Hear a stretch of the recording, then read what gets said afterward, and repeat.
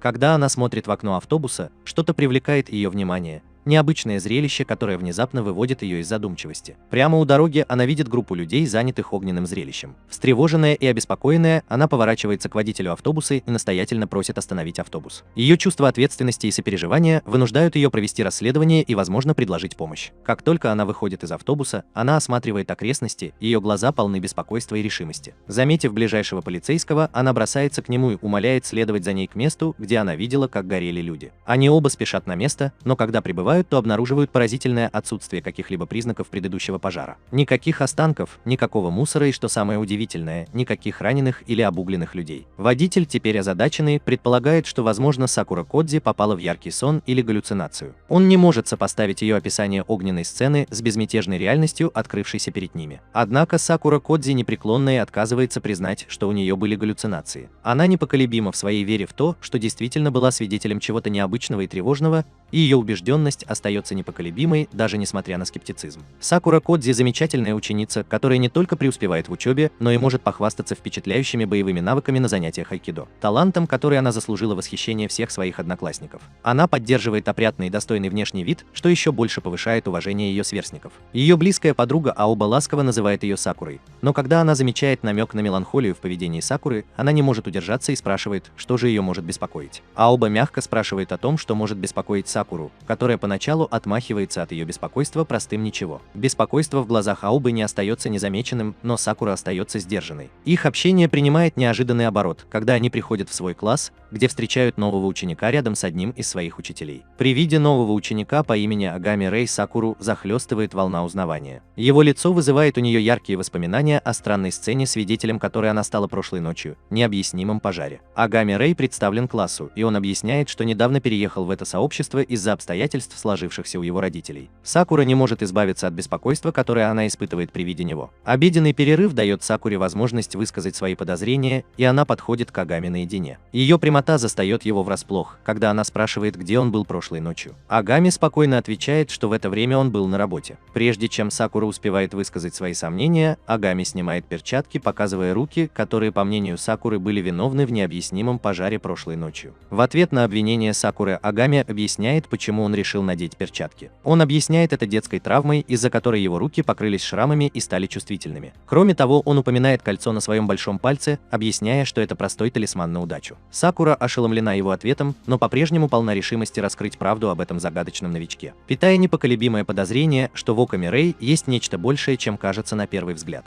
Постоянное внимание Сакуры к Оками не осталось незамеченным их сокурсниками, которые ошибочно предположили, что она, возможно, влюблена в него. Ее частое присутствие рядом с ним подпитывало эти предположения. Однако истинные мотивы Сакуры коренились в ее решимости раскрыть правду об Агами и его возможной причастности к странным событиям прошлой ночи. По дороге домой Сакура несла еду собаке бездомного мужчины, несмотря на то, что этот человек недавно скончался. Несмотря на ее постоянные попытки накормить собаку, она так и не прониклась к ней симпатией. К удивлению Сакуры, собака проявила вновь обретенную привязанность к Агами, и эта деталь только усилила ее подозрения. Сакура решила поделиться своими опасениями с Агами, раскрыв информацию о таинственной группе G-Falcon, которая, по ее мнению, была ответственна за нападение и необъяснимый пожар прошлой ночью. Она объяснила, что даже полиция предпочла закрыть глаза на деятельность этой группы. В ответ Агами призвал ее добиваться справедливости законными средствами в рамках законов страны. В другом месте в кабинете премьер-министра сам премьер-министр расспрашивал ее об Агами. Его секретарша подтвердила, что Агами теперь был готов к чему-то, что указывало на таинственный план, который был приведен в действие. На следующий день Айоба пригласил Агами присоединиться к ним в караоке, но его увлеченность работой помешала ему согласиться. Когда он объяснял это своим друзьям, раздался звонок. Агами показал им свой телефон и, извинившись, покинул их компанию. Когда он остался один, звонивший дал указания относительно работы и поинтересовался его планами относительно Сакуры. Пугающий ответ Агами состоял в том, что он намеревался устранить ее. Тем временем Сакура оказалась в опасной ситуации. Когда она кормила собаку бездомного, она стала свидетелем того, как группа G-Falcon жестоко избила мужчину. Когда члены группы спросили ее о том, была ли она свидетельницей их действий и таинственных исчезновений, они схватили ее и собаку и подвергли их жестокому нападению. В самый тяжелый момент Агами пришла ей на помощь, решительно разгромив членов банды G-Falcon и подарив проблеск надежды в ее трудный период. Нужна. Агами приблизился к Сакуре, положил на нее руку и зловеще заявил, что она тоже должна встретить свой конец. Проснувшись, Сакура обнаружила, что находится дома в целости целости и сохранности, а ее мать Юки и отец с облегчением увидели, что она проснулась. Ее отец выразил глубокую обеспокоенность по поводу ее длительного отсутствия, поскольку она была без сознания, когда Дайсуке обнаружил ее у ворот. Ее неожиданное испытание заставило ее семью беспокоиться о ее благополучии. Полной решимости докопаться до истины, Сакура вернулась на поле боя, где она стала свидетелем столкновения Агами с членами банды G-Falcon. К ее удивлению, там не было никаких следов пепла или свидетельств того огненного противостояния, которое она так живо помнила. Это было так, как будто инцидент был стерт с лица земли. Вернувшись в школу, Сакура встревожилась, когда вошла в свой класс и обнаружила, что Агами уже там. Ее страхи вернулись, так как человек, который, по ее мнению, мог попытаться причинить ей вред накануне, теперь сидел в ее классе. Осознание этого вывело ее из себя. На протяжении всего учебного дня Сакура была занята тем, что прикрывала ей спину. Ее мысли были заняты беспокойством о ее безопасности. Ее преследовала мысль, что человек, который пытался устранить ее днем ранее, все еще может представлять угрозу, особенно если они считают, что она знает их секрет. После того, как Сакура несколько раз ускользала от Агами, она набралась смелости и рассказала ему о тревожных событиях предыдущего дня. Ее решимость раскрыть правду и обеспечить свою безопасность вынудила ее искать ответы у загадочной фигуры, которая внезапно стала такой заметной и вызывающей недоумение в ее жизни. В оживленных проходах супермаркета внимание всех окружающих привлекает маленький мальчик, который собирает множество игрушек. Он оживленно заявляет, что эти игрушки – Вэньян Мару из таинственной машины, оставляя зрителей заинтригованными и сбитыми с толку своими выходками. Когда мальчик выходит из супермаркета, он получает задание. В сообщении ему под кодовым именем «Взломщик кодов номер 3» предписывается уничтожить цель по имени Типуан Юки. Без ведома мальчика, его действия вот-вот приведут в движение серию событий, которые поставят под сомнение его точку зрения. Сакура, полная решимости раскрыть правду о произошедшем накануне инциденте с применением насилия, умудряется противостоять Агами в людном месте. Она расспрашивает его о людях, которых он убил, выражает свою обеспокоенность и спрашивает, испытывает ли он какие-либо угрызения совести за свои действия. Ответ Агами звучит пугающе буднично. Он объясняет, что убил их, потому что считает мусором, который не служит никакой цели среди людей. Сакура умоляет его задуматься о моральных последствиях своих действий, настаивая на том, что он не предназначен для того, чтобы вершить правосудие над другими. Она подчеркивает, что это обязанность закона. Агами парирует аргументы Сакуры с чувством отстраненности и превосходства. Он твердо утверждает, что существует вне досягаемости закона, позиционируя себя как юридическое лицо, которое выходит за пределы его юрисдикции. По словам Агами, закон не в состоянии вынести ему приговор, поскольку он существует за его пределами. Далее он подчеркивает, что это его личный долг – осуществить свою уникальную форму правосудия, которую закон не может обеспечить. Поступая так, Агами идентифицирует себя как нарушителя кодекса, фигуру, живущую в сфере, где общепринятые правила и границы общества больше не применимы. Его самопровозглашенное несуществование в рамках закона еще больше подчеркивает загадочную природу его характера, заставляя Сакуру бороться с сбивающей с толку и выбивающей из колеи реальность его присутствия в ее жизни. Сакура, непоколебимая и решительная, предупреждает Агами, что если он продолжит убивать людей, она будет неотступно следовать за ним, чтобы предотвратить дальнейшее причинение вреда. Но Агами отвечает леденящим душу смехом, а затем подходит к ближайшему стеклянному зданию. Простым прикосновением он разбивает стекло на бесчисленное количество осколков. В последнем угрожающем заявлении он предупреждает Сакуру, что если она когда-нибудь раскроет его существование другим, он убьет ее первого и всех, кому она расскажет, где угодно и в любое время. Он ясно дает понять, что она бессильна остановить его. Эта встреча повергает Сакуру в состояние шока и страха, когда она сталкивается с загадочной фигурой, которая, кажется, действует вне рамок морали и закона. Сакура, глубоко потрясенная встречей с Агами, возвращается домой и обнаруживает, что лежит в своей постели, не в силах избавиться от тревожных мыслей о том, что сказал Агами. Его леденящие душу слова и его, казалось бы, непреодолимая сила тяжело давят на ее разум, когда она размышляет о загадочной фигуре, которая действует за пределами границ морали и закона. Тем временем Агами прогуливается по мосту, когда ему звонят и спрашивают, удалось ли ему устранить Сакуру. Реакция Агами удивительна. Он описывает Сакуру как редкую породу и утверждает, что она не сгорит даже от его собственного огня. В результате он решил больше не убивать ее, оставив ситуацию окутанной тайной неопределенностью. Токи пытается вступить с Агами в драку, но их ссора быстро прекращается благодаря вмешательству брата Агами. Несмотря на напряженность и скрытые конфликты, присутствие Агами и его действия продолжают оказывать таинственное, непредсказуемое влияние на окружающих. Однажды ранним утром, когда Сакура готовится идти в школу, она застигнута врасплох, увидев Агами, терпеливо ожидающего у двери ее дома. Его неожиданное появление вызывает вопросы о его намерениях и углубляет загадочную природу их взаимодействия. Не обращая внимания на загадочные обстоятельства, Агами готов сопровождать ее в школу. Придя в школу, Сакура встречает знакомый вид своего шкафчика, переполненного любовными письмами от одноклассников.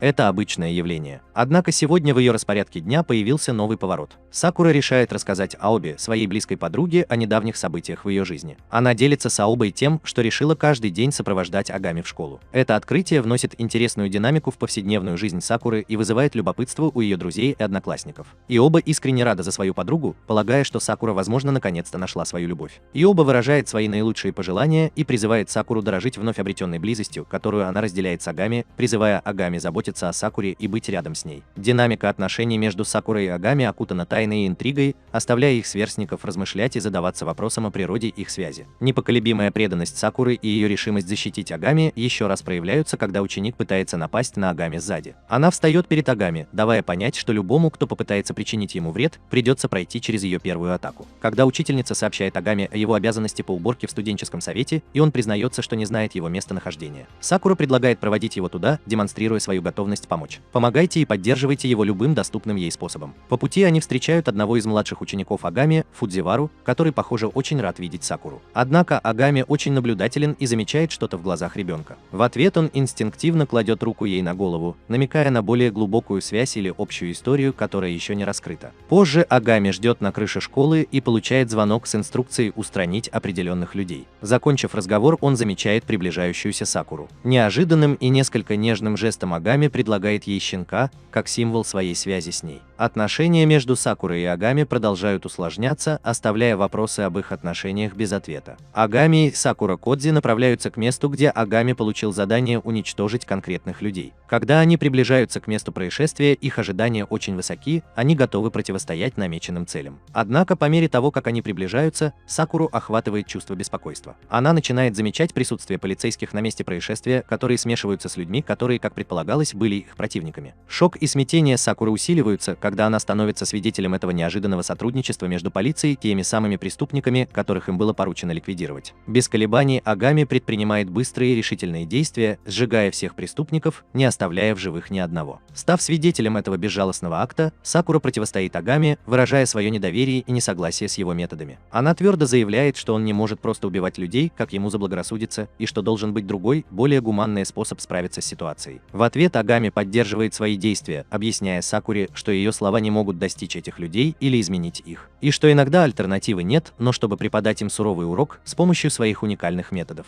Моральные и этические различия между Сакурой и Агами очевидны, что добавляет глубины их сложным отношениям и затрагивает основные темы справедливости и нравственности в истории. Сакура пытается сопереживать Агами, обнимая его и выражая свое понимание мотивов его борьбы. Однако Агами, непоколебимый в своих убеждениях, отвергает ее попытку наладить с ним контакт и наносит ей сильный удар в живот, в результате чего она теряет сознание. Когда Агами преследует коррумпированного офицера полиции, который помогал людям, которых он ранее ликвидировал, они вступают в автомобильную погоню. Агами пытается использовать свои способности, чтобы сжечь машину офицера, но их противостояние принимает неожиданный оборот. На их пути внезапно появляется вертолет, из которого выходит Токи. Благодаря своим пирокинетическим способностям Токи поджигает машину коррумпированного офицера, в то время как Агами чудом спасается от огненной атаки, выпрыгнув из машины. Неожиданное вмешательство Токи добавляет еще один уровень интриги и сложности в историю, оставляя у читателей больше вопросов об отношениях между персонажами и полицией. Тайны их способностей. В высшем органе, принимающем решения, широко известном как Эдем, где люди, наделенные сверхчеловеческими способностями, превосходящими возможности обычных существ, получают полномочия использовать свои уникальные способности для искоренения сил зла, угрожающих Земле. Мы нашли Агами, выдающегося взломщика кодов, носящего обозначение код 6. Несмотря на то, что он недавно присоединился к этому уважаемому собранию взломщиков кодов, Агами отличился тем, что старательно выполнял каждое порученное задание, демонстрируя не только свою компетентность, но и свой замечательный рост, прочно утвердив свое положение равного среди других. Элитная группа из 5 человек. В этот момент ожидания и интриги один из почтенных судей выходит вперед, чтобы раскрыть цель вызова Агами. Становится очевидным, что у них есть для него особая миссия, которая требует полного раскрытия его экстраординарных талантов.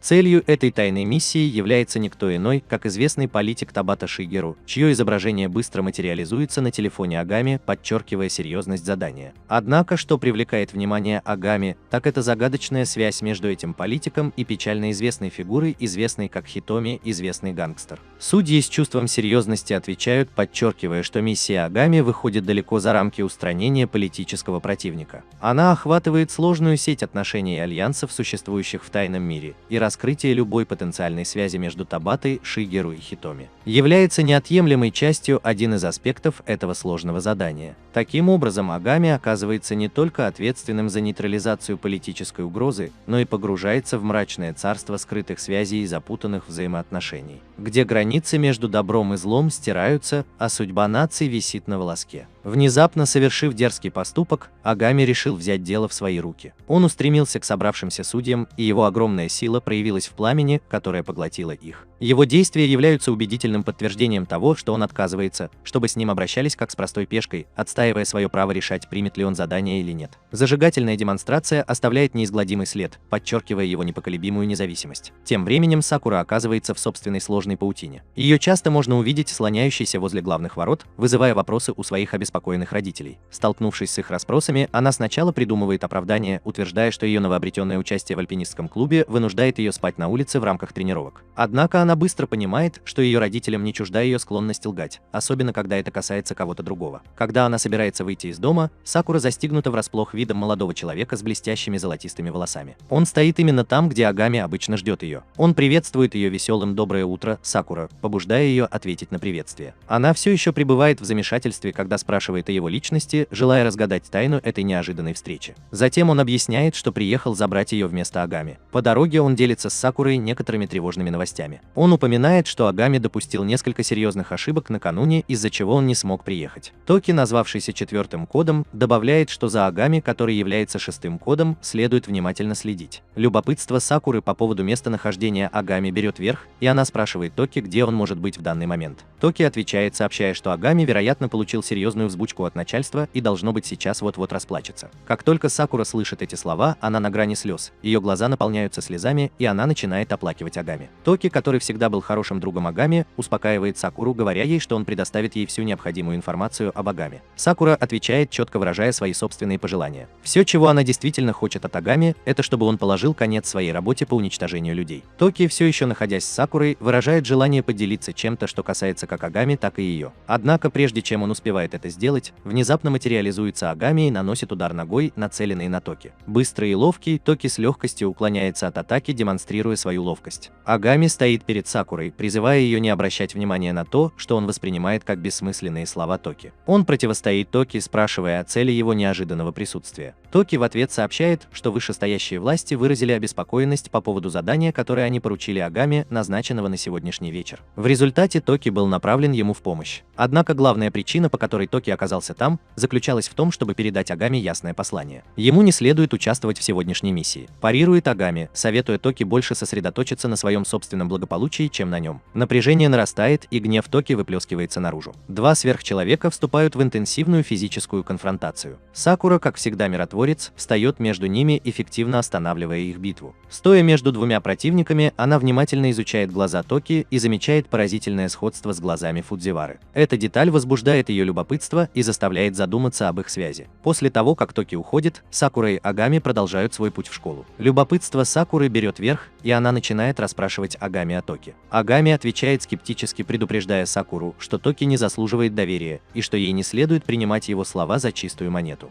В классе, где учитель ведет урок, внимание Сакуры переключается на окно, где она замечает Токи. Она тут же сообщает учителю, что плохо себя чувствует, и просит зайти в медпункт. Однако вместо того, чтобы направиться в кабинет медсестры, она сталкивается с Токи, чтобы узнать о его присутствии в ее школе. Токи объясняет, что он здесь просто для того, чтобы проверить школу. Но прежде чем они успевают углубиться в разговор, вмешивается Агами, обвиняя Токи в том, что он пришел сюда, чтобы порыться в вещах. Их дискуссия прерывается, когда один из школьных учителей, заметив Токи в другой школьной форме, спрашивает о его присутствии. Токи объясняет, что он новый ученик, посещающий школу, и учитель ведет его в класс, чтобы представить всему классу, где Сакура и Агами тоже принадлежит этому месту. Во время обеда Сакура воспользовалась возможностью, чтобы расспросить Токи подробнее о том, как она может помешать Агами выполнять его смертельно опасные задания. Токи рассказывает, что у взломщиков кодов есть конкретные цели, и они либо отвечают за угрозы, либо устраняют их по приказу своего начальства, чтобы защитить что-то или или кого-то важного. Позже, после школы, Сакура незаметно следует за Агами, чтобы спросить о связи между Фудзивара и Токи. Агами отвечает загадочно, заявляя, что взломщиков кодов по сути не существует,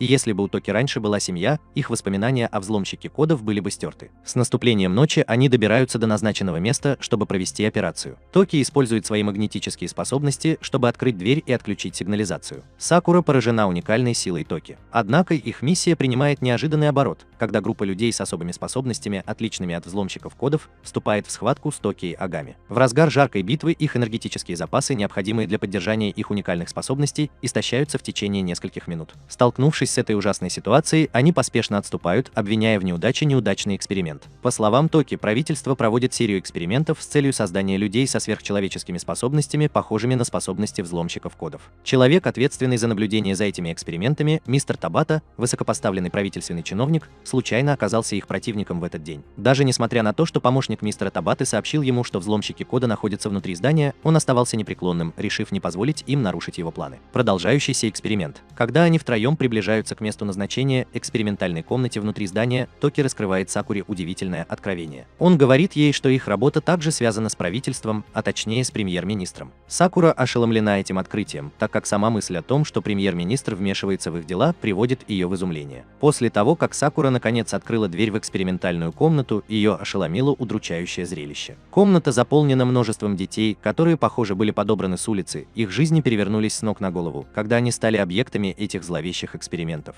Когда они проходят дальше в комнату, появляется главный организатор этих операций Табата. Токи немедленно обращается к нему, напоминая Табате о предыдущих предостережениях Хидена против торговли человеческими органами. Однако Табата, ничуть не смутившись, отмахивается от их опасений, утверждая, что это не их дело. Напряженность усугубляется тем, что два человека, которые ранее противостояли взломщикам кодов у входа в здание, теперь присоединяются к сцене. Они утверждают, что их действия продиктованы желанием помочь людям, утверждая, что дети с ограниченными особыми способностями по сути бесполезны, и используют свои органы для других целей, это наиболее практичное использование их потенциала. Это провокационное заявление спровоцировало новое столкновение между сторонами. Чтобы укрепить свою позицию, охранники Табаты зарядили свои энергетические пакеты. Один из них обладает необычайной способностью манипулировать водой, в то время как другой может превращать предметы в твердый камень. По мере того, как разгорается битва, комната превращается в арену хаоса, где силы и умения сталкиваются в безумном зрелище сверхчеловеческой битвы. Посреди непрекращающейся битвы Токи в конце концов решает отделиться от своего противника в попытке избежать конфликта. Однако его путь снова пересекается с противниками на фронте, и он непреклонно заявляет, что они не уйдут от него. Сакура, всегда находчивая, незаметно передает Токи важную информацию. Источник силы врага находится в сумке, которую несет один из мужчин. Она предполагает, что если они смогут забрать или уничтожить эту сумку, то смогут одержать верх в битве. Следуя указаниям Сакуры, Токи хватает сумку и, к своему удивлению, обнаруживает, что в ней находятся маленькие дети, которые служат источником энергии для двух противников. В неожиданном повороте событий они оказываются перед моральной дилеммой и требуют срочного решения. Прислушиваясь к пожеланиям детей, они делают трудный выбор, чтобы устранить двух противников. После того, как с двумя охранниками покончено, остается только мистер Табата. Когда он отчаянно пытается сбежать, Токи задерживает его и настаивает, чтобы Агами совершил заключительный акт. Агами, готовый высвободить свою огненную силу, собирается превратить мистера Табату в пепел. Однако как раз в тот момент, когда наступает решающий момент, на сцене неожиданно появляется дочь мистера Табаты, прикованная к инвалидному креслу. Она обращается к своему отцу, которого крепко прижимают к стене, спрашивая о личностях этих трех людей, Сакуры, Токи и Агами, которые вторглись в их мир. В момент отчаяния мистер Табата объясняет свои действия, объясняя, что все, что он делал, было попыткой найти подходящий орган для своей дочери. Он объясняет, что больница не смогла обеспечить необходимую трансплантацию в сроки, которые требовались его дочери, и его действия были продиктованы необходимо срочно спасти ее жизнь. Пока Сакура умоляет Агами пощадить мистера Табату, мужчина начинает осознавать серьезность своих поступков, выражая раскаяние в содеянном. Действия. Он умоляет Сакуру позаботиться о его дочери, поскольку он добровольно подчиняется огненной судьбе, которая его ожидает, позволяя Агами поглотить его в огне. Тем временем мистер Цуно, секретарь Табаты, считает, что он чудом избежал смерти, пройдя несколько кварталов от здания. Однако Токи быстро настигает его, намереваясь получить информацию о том, кто финансировал зловещий проект мистера Табаты. Столкнувшись с перспективой раскрытия этой важной информации, мистер Суно предпринимает решительный и трагический шаг. Он приставляет пистолет к собственной голове и нажимает на курок, обрывая свою жизнь прежде, чем сможет раскрыть какие-либо секреты. В новостях по телевизору только что сообщили о кончине мистера Табаты. Табаты, заявив, что причина смерти остается загадкой. Ходят слухи и домыслы, некоторые связывают это с неприятным инцидентом, связанным с курением в постели. В совершенно другой обстановке Токи оказывается в кабинете премьер-министра. Когда он видит входящего Токи, на его лице появляется выражение удовлетворения. Они обмениваются приветствиями и выражают благодарность за работу, проделанную накануне, признавая ее успешное выполнение. Токи, однако, затрагивает более актуальную тему, намекая на возможную связь между премьер-министром и исследовательскими центрами. Премьер-министр в ответ намекает, что Токи, возможно, все еще борется с эмоциями, связанными с Ненени, и затруднительным положением, в котором она оказалась. Затем Токи напоминает премьер-министру о данном им обещании стать верным союзником премьер-министра, если он оставит Ненени позади, что отражает его непоколебимую приверженность делу их дела. Тем временем Агами и Сакура идут по улице,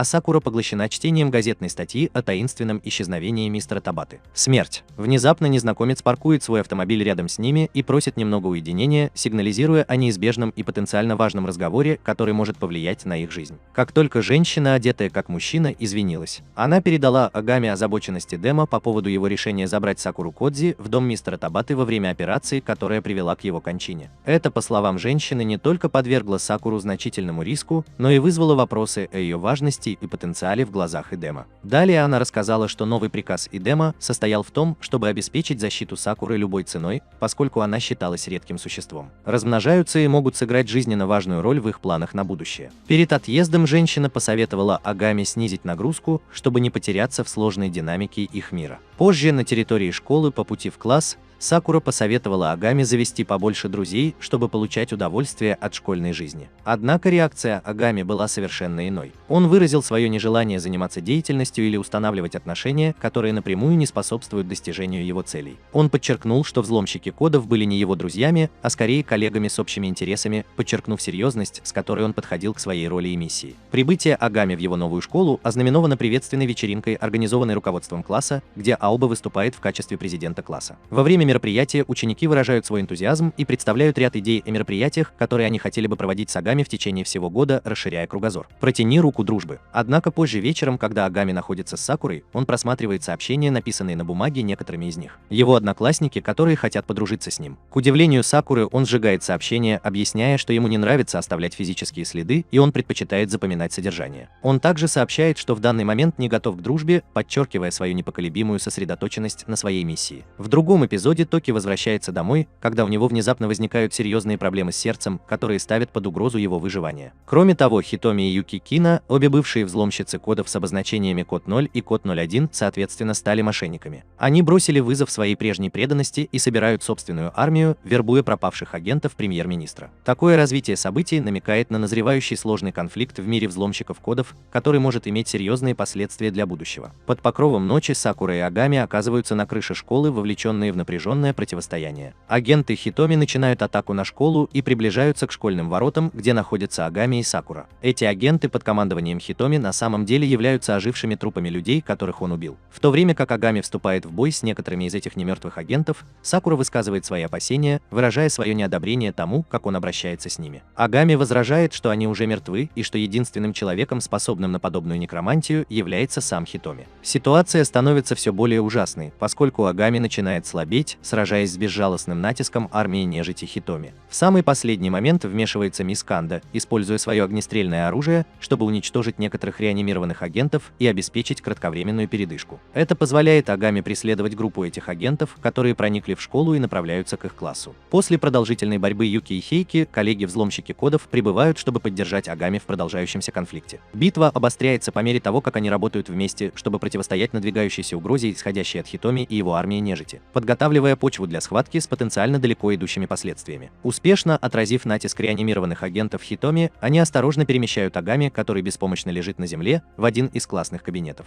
С ними мисс Кондо, школьная учительница, а также взломщица кодов. Она воспользовалась моментом, чтобы объяснить Сакуре, что мастер Агами в последнее время чрезмерно использует свои особые способности, что привело к его ослаблению. Она заверяет Сакуру, что это обычное явление для людей с особыми способностями, и заверяет ее, что Агами полностью восстановится в течение дня, что приносит облегчение. К Сакуре. Заинтригованная ситуацией, Сакура обращается к ним троим. Хайка, Юки и Мисс Канда. Она выражает свое удивление, узнав, что Мисс Канда тоже взломщица кодов. Мисс Канда поясняет, что она не взломщица кодов, а скорее агент Иден, организации, которая оказывает поддержку взломщикам кодов. Хайки добавляет дополнительный контекст, объясняя, что Агами имеет самый низкий ранг среди взломщиков кодов, обозначенный как Code 6. Именно поэтому он был назначен сотрудником службы поддержки. Это откровение проливает свет на иерархию и структуру поддержки в мире взломщиков кодов, освещая роли и обязанности тех, кто в этом участвует. Сакура не смогла удержаться от смешка, услышав, что Агами занимал самый низкий ранг среди взломщиков кодов. Она заметила: «Ты хочешь сказать, что этот дикий и непредсказуемый Агами имеет самый низкий ранг?» Ее явно позабавила эта мысль. Хайки продолжает рассказывать о рангах и способностях взломщика кодов.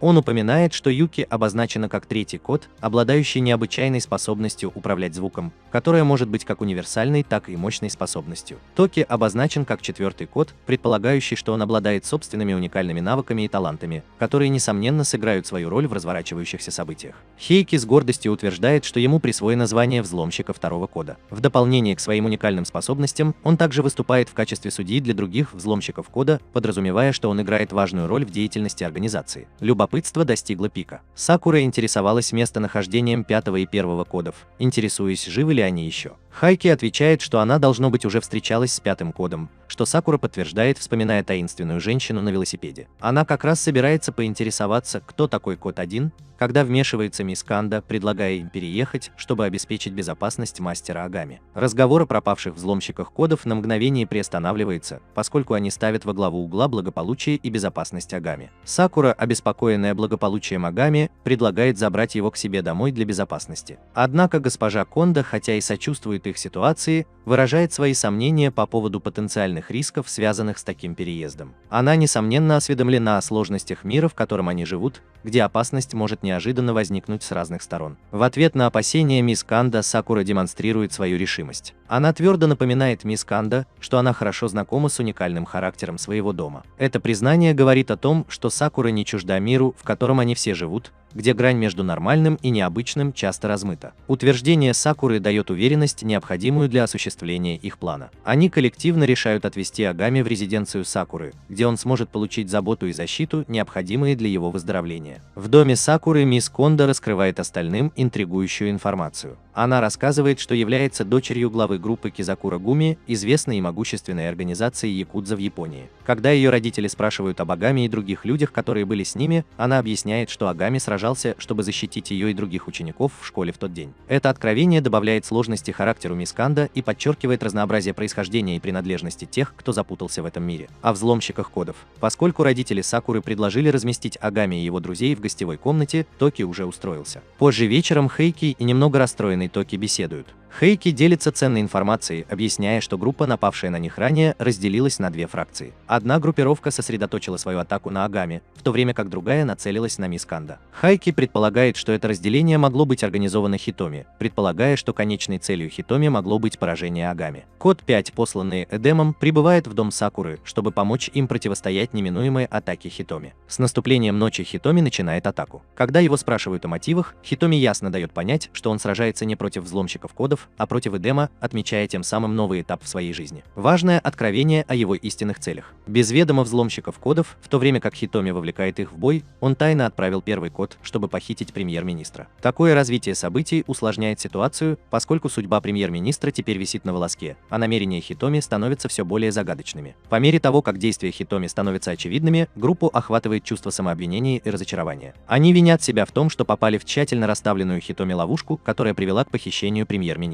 Хайка признается, что Хитоми точно выполнил свой план, оставив их обманутыми и уязвимыми. Токи, с другой стороны, предлагает более радикальную позицию, предлагая, чтобы они не пытались спасти премьер-министра. Эта точка зрения тревожит пятого кода, который страстно возражает против предложения Токи, подчеркивая, что премьер-министр также является его отцом. Токи, однако, остается непреклонным в своем решении и предпочитает не участвовать ни в каком плане по спасению премьер-министра, его уход отражает его несогласие с их подходом. Динамика группы меняется и возникает чувство отчаяния отчаяния, когда они сталкиваются с ужасными последствиями своих действий и значительными потерями, которые они понесли. Тем временем широкое использование Юки своей силы привело к непредвиденной трансформации. Он превратился в кота, что стало следствием того, что его способности достигли предела. После напряженной битвы, в результате которой несколько членов группы Кизакурагуми получили ранения, отец Сакуры выражает свою благодарность группе за их доблестные усилия по защите клана от нападения Хитоми. Их действия сыграли важную роль в защите клана от деструктивных намерений Хитоми. Хайки пользуется возможностью, чтобы рассказать о Хитоми и его важной роли в организации взломщики кодов. Он объясняет, что Хитоми когда-то был членом взломщиков кодов, а его начальником был никто иной, как сам премьер-министр. Однако 3 года назад Хитоми таинственным образом исчезла, что дало повод для многочисленных домыслов и слухов.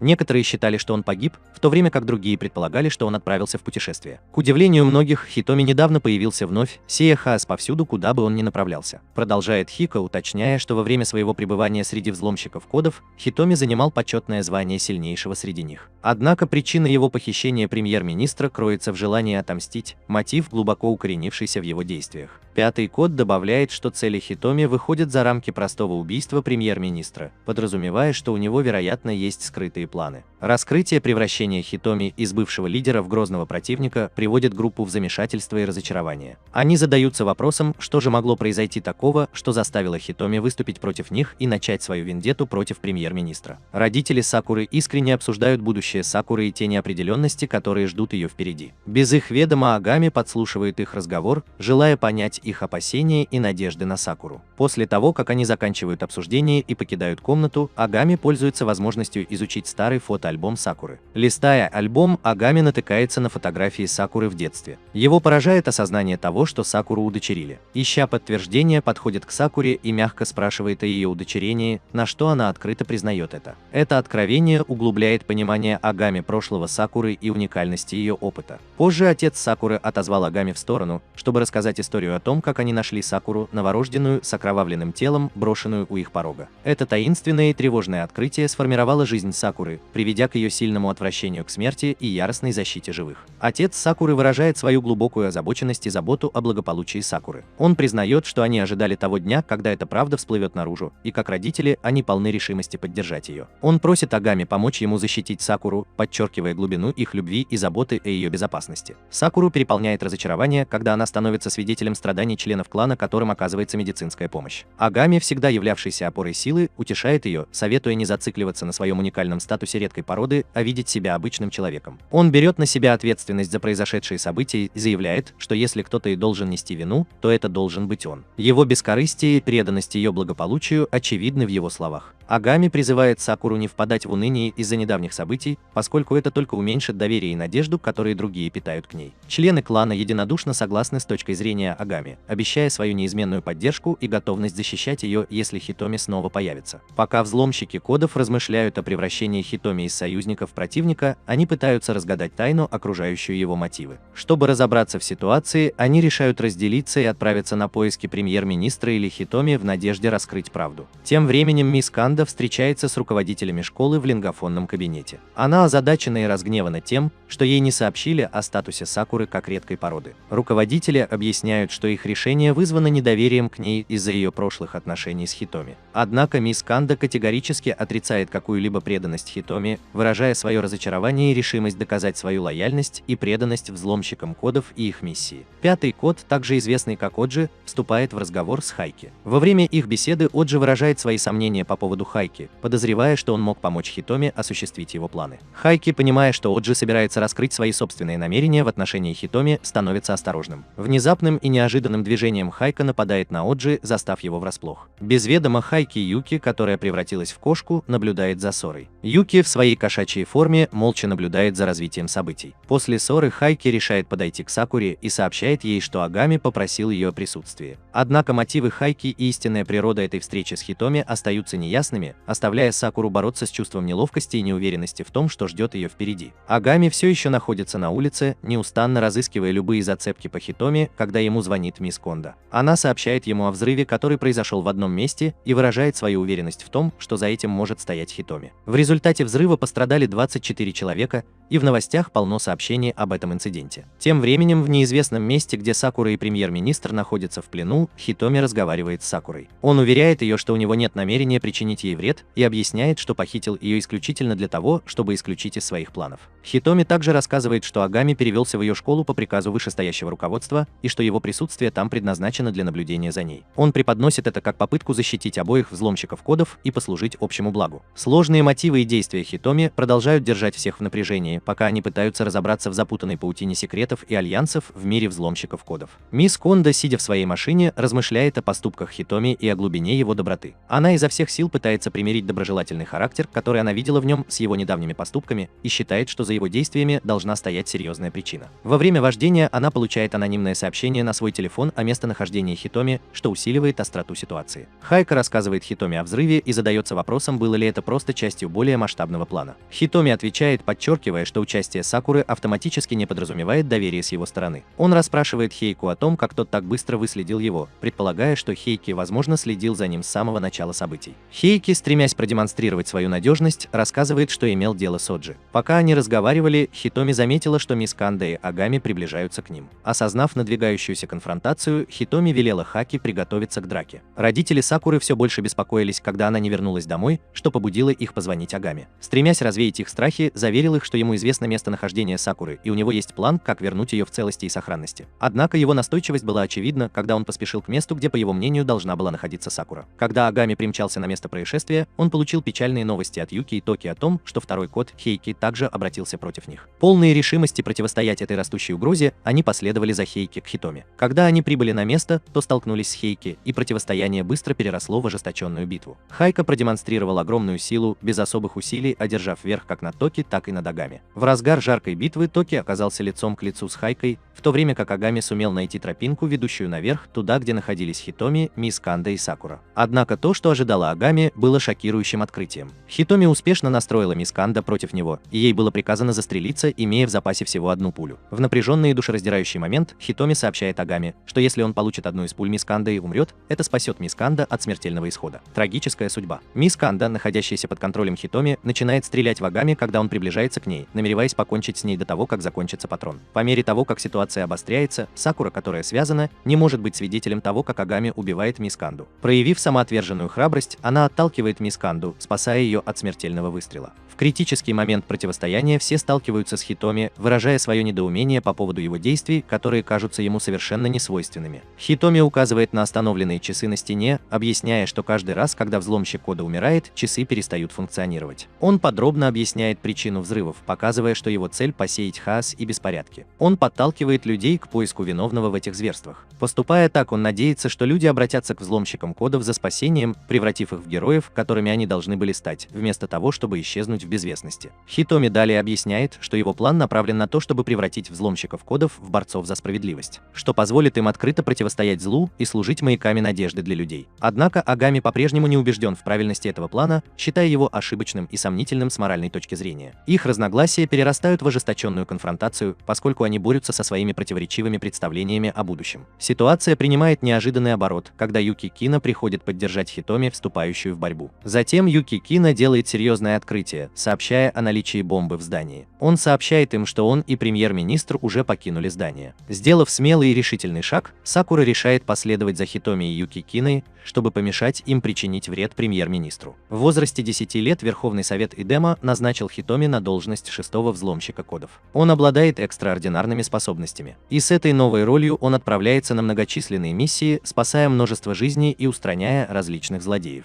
Его выдающиеся достижения вызывают восхищение Высшего Совета Идема, что приводит к его продвижению по службе в их рядах. В 20 лет Хитоми постигает сокрушительная потеря. Он теряет Харую, своего коллегу-взломщика кодов с обозначением 5. Это трагическое событие подпитывает его гнев и желание перемен, что в конечном итоге приводит к его повышению до 5-го кода, еще больше укрепляя его власть и влияние. Продолжая подниматься по служебной лестнице, Хитоми достигает должности 3-го кода в возрасте 26 лет. Это навсегда изменит ход его жизни. В результате ужасного поворота событий он становится свидетелем гибели 1-го кода и нескольких других взломщиков, и все это происходит прямо у него на глазах. Однако по возвращении в Совет Идема Хитоми сталкивается с суровой реальностью. Вместо раскаяния или признания вины запавших взломщиков кодов, Совет демонстрирует холодное и безразличное отношение. Они сосредоточены исключительно на своих главных целях и немедленной замене потерянных взломщиков кодов, ставя свои цели превыше всего остального. Когда Харуя и Хитоми стали единственными оставшимися взломщиками кодов, произошло произошло важное открытие. Хитоми рассказала, что пятый код обладал уникальной способностью манипулировать водой, что делало ее грозным союзником. Однако, к их шоку, она трагически погибла от рук воды. Хитоми поручает Хайку выяснить, располагает ли агентство какой-либо информацией о ее смерти, поскольку он твердо убежден, что она не была убита внешними врагами. После смерти Коут Ван Хитоми осознает, что теперь он фактически является Коут Ван, и ему присваивается титул аса. С этого момента Хитоми дает себе торжественную клятву. Как АС, он полон решимости не допустить, чтобы еще кто-нибудь из взломщиков кода погиб под его присмотром. Он считает своей обязанностью обеспечить безопасность и благополучие своих коллег-взломщиков кода и полон решимости защитить их от дальнейшего вреда. В своей нынешней роли аса Хитоми остается непоколебимым лидером среди взломщиков кодов, беря на себя ответственность за обеспечение их безопасности. Он действует как руководящая сила внутри группы, постоянно подчеркивая необходимость защиты своих коллег-взломщиков кодов и предотвращения любых дальнейших трагических потерь. Присутствие Хитоми дает чувство безопасности команде, поскольку они знают, что он стремится защитить их от вреда и привить глубокое чувство ответственности среди них.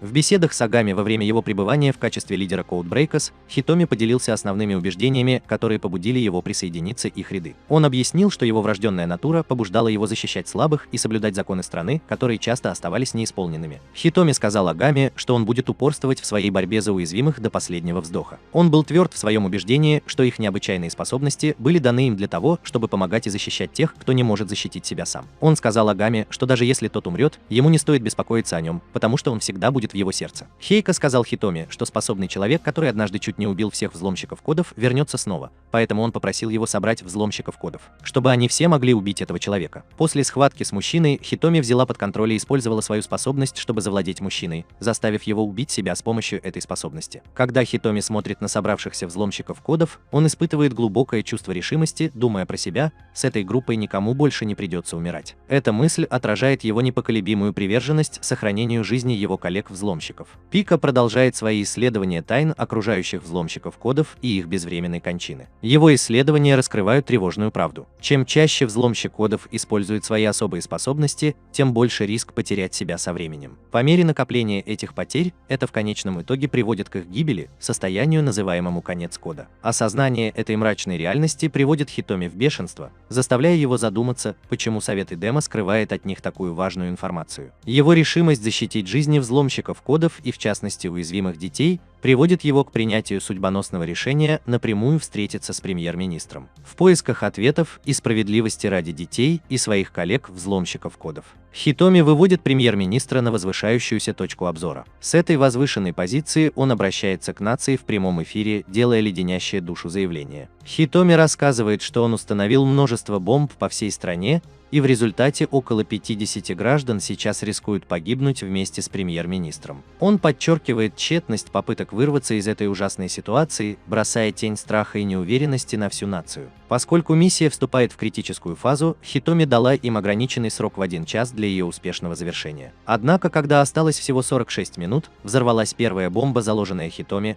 что привело к многочисленным жертвам среди граждан Японии. Серьезность ситуации становится еще более очевидной. Юки, Токи и Агами, оставшиеся взломщики кодов, объединяются, чтобы выполнить сложную задачу по обнаружению и нейтрализации оставшихся взрывчатых веществ, разбросанных по всей Японии. Юки использует свою уникальную способность манипулировать звуком, чтобы точно определить потенциальное местоположение бомбы. Быстро становится очевидным, что Хитоми установила огромное количество бомб по всей стране, и перед взломщиками шифров стоит непростая задача. С учетом того, что примерно 1,5 тысячи бомб все еще не обнаружены, а оставшееся время ограничено, ситуация становится все более тяжелой. Отец Сакуры, отчаявшись найти свою дочь, обратился за помощью к техническим специалистам, чтобы отследить ее местонахождение. Их усилия привели их к высокой башне, где держат Сакуру. Однако вскоре они обнаруживают, что в том месте, где находится Сакура, также находится бомба, что затрудняет любые попытки спасения и делает для него опасным добраться до нее. Увидев разрушительные последствия взрывов бомб, Юки полна решимости принять меры. Он приказывает Токи и мисс Канде вместе отправиться к небесным башням, чтобы оказать помощь всем, кому они могут. Юки, с другой стороны, решает разобраться с бомбами, разбросанными по всей стране, с твердой решимостью не допустить, чтобы еще больше невинных людей пострадало. Когда они добираются до небесной башни, Хитоми и Хайке застигнуты врасплох, обнаружив, что Агами уже проник в здание. Хейки выражает желание остановить Агами, но Хитоми решительно настроена встретиться лицом к лицу с самим Агами, желая оценить степень его могущества. Столкнувшись с Хитоми, Агами использует дипломатический подход и предполагает, что если Хитоми предоставит информацию о том, как обезвредить бомбы, они смогут избежать прямой конфронтации. В ответ Хитоми продолжает упрямить упрямится, выражая желание лично убедиться в способностях Агами. Начинается битва, в которой Хитоми сначала одерживает верх. Сакура, связанная путами, в которые ее поместила Хитоми, внимательно наблюдает за поединком между двумя могущественными взломщиками кодов.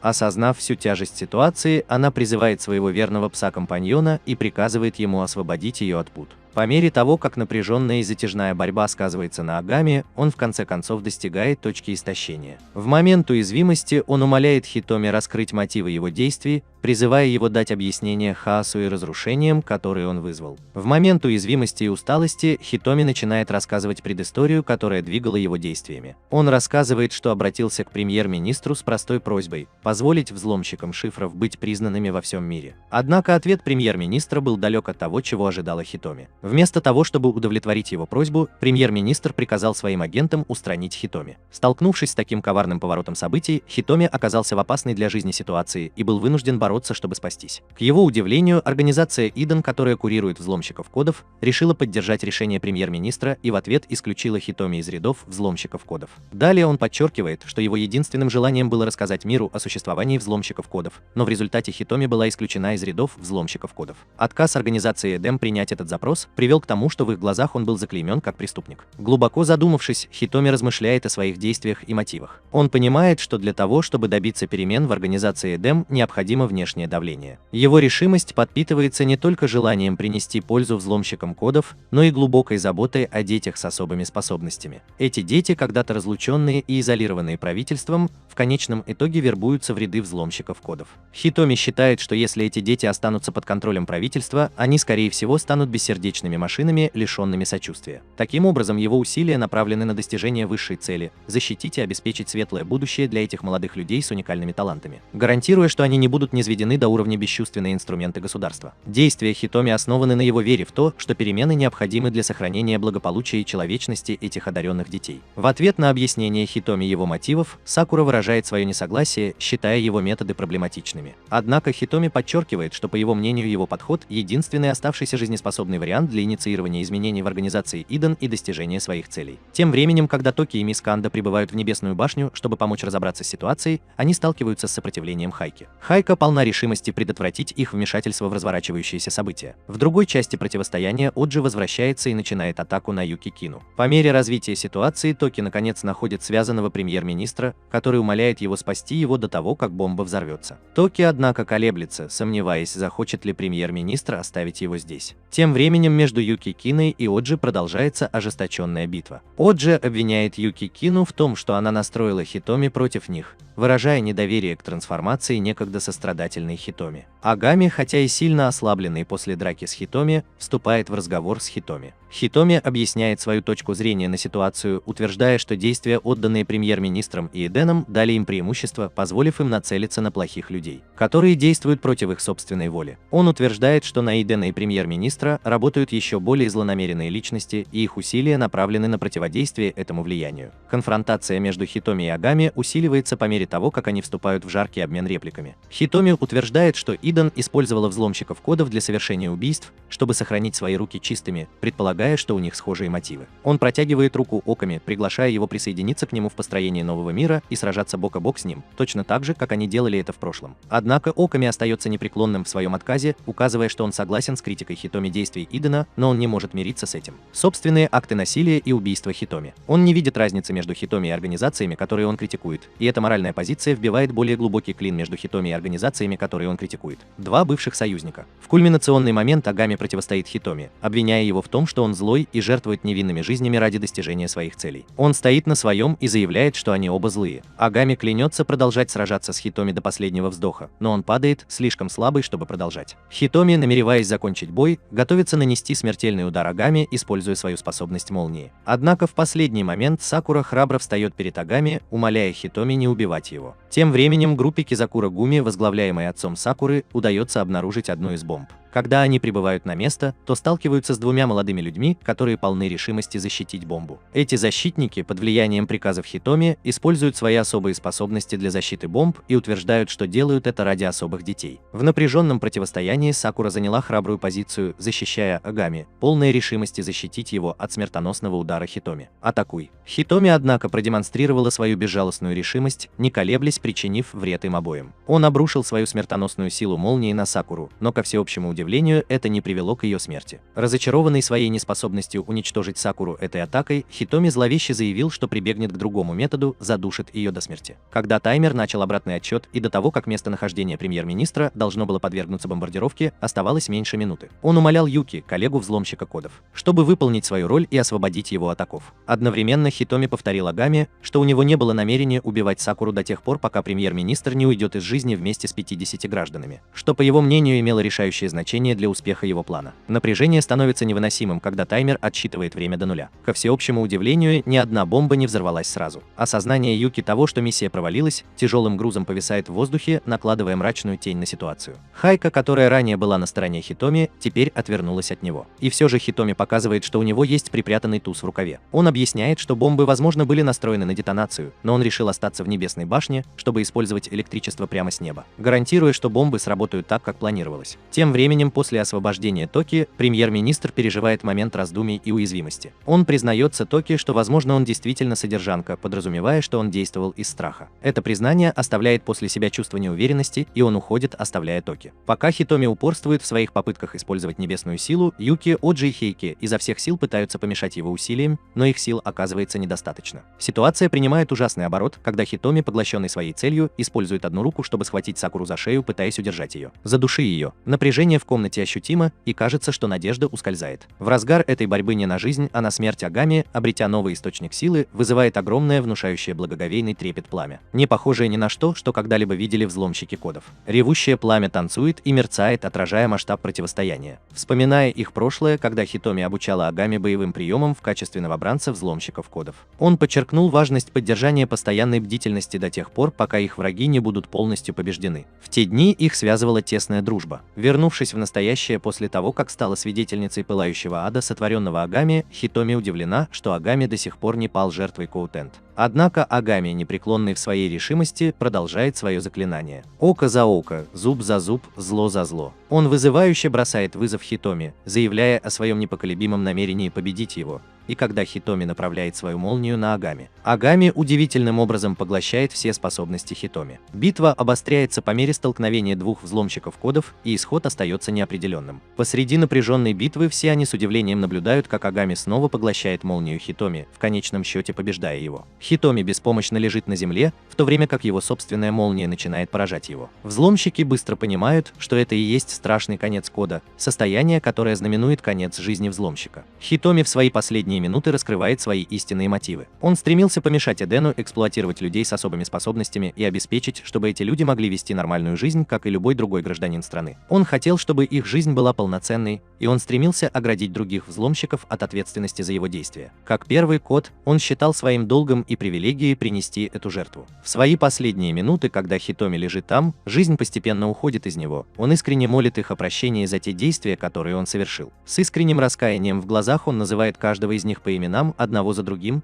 и делится искренними чувствами об уникальных качествах и чертах характера, он восхищается ими. Он признает силу характера, которой обладает каждый из взломщиков кодов, и научился уважать и ценить ее. Но несмотря на искренние извинения Хитоми и ее искренние слова, Агами с трудом сдерживает свои эмоции. Он вслух задается вопросом, почему Хитоми так легко позволила им победить его, изо всех сил пытаясь примирить наставника и друга, которого он знал, с противником, с которым он только что сражался. Слезы наворачиваются у него на глаза, и тяжесть ситуации становится невыносимой. Несмотря на слезы, Агами продолжает выражать свое замешательство и разочарование, ища ответы на кажущиеся резкими перемены в Хитоми. Он вслух задается вопросом, как они могли превратиться из близких друзей и союзников в противников по разные стороны разрушительного конфликта. В конце концов, когда жизнь Хитоми уходит, он говорит с торжественной настойчивостью. Он напоминает им, что единство, проявленное во время их противостояния в этот день, является ключом к их выживанию. Он подчеркивает, что действовать сообща, как они это делали, единственный способ обеспечить безопасность каждого члена их команды взломщиков. Защищая их как от внешних угроз, угроз, так и от внутренних. Внутренние раздоры. На фоне трогательного послания Хитоми премьер-министр вторгается в торжественную сцену. Его присутствие вызывает возмущение в атмосфере. Он смело заявляет, что не позволит людям с особыми способностями участвовать в публичной битве. С непоколебимой убежденностью он утверждает, что со временем люди забудут о взрывах, недооценив серьезность ситуации. Сакура, однако, не может просто так оставить это без внимания. Она противостоит премьер-министру, ставя под сомнение его отказ прислушаться к словам Хитоми. Она умоляет его задуматься над тем, что пыталась донести Хитоми. Ответ премьер-министра отражает его презрение к взломщикам кодов и сожаление о выборе, который он когда-то сделал. Он сокрушается, что если бы он знал, что Хитоми станет террористом, то никогда бы не завербовал его. В последнем акте неповиновения Хитоми собирает последние остатки своей угасающей силы. Поднявшись на ноги, он готовится обрушить молнию на премьер-министра, что является символом его непреклонной решимости. Но прежде чем он успевает это сделать, вмешиваются другие взломщики кодов. Они наконец-то поняли истинную суть послания Хитоми. С вновь обретенным пониманием и решимостью они настаивают на том, чтобы он сейчас отдохнул, обещая взять на себя ответственность за ситуацию и добиться перемен, на которые он надеялся. Последние слова Хитоми передают его вновь обретенное понимание и принятие роста и перемен, произошедших внутри Codebreakers. Он признает, что им нужно было развиваться независимо друг от друга, даже если изначально он не мог этого осознать. С его уходом он оставляет после себя наследие, которое навсегда повлияет на путь взломщика кодов к искуплению и справедливости. В отдельной сцене Хика и премьер-министр ведут откровенный разговор в машине премьер-министра. Премьер-министр раскрывает свой предыдущий план натравливания Агами на Хитоми, чтобы проверить истинные способности Агами. Тем временем Сакура утром отправляется в школу, ожидая найти Агами на их обычном месте встречи, но его явно нет.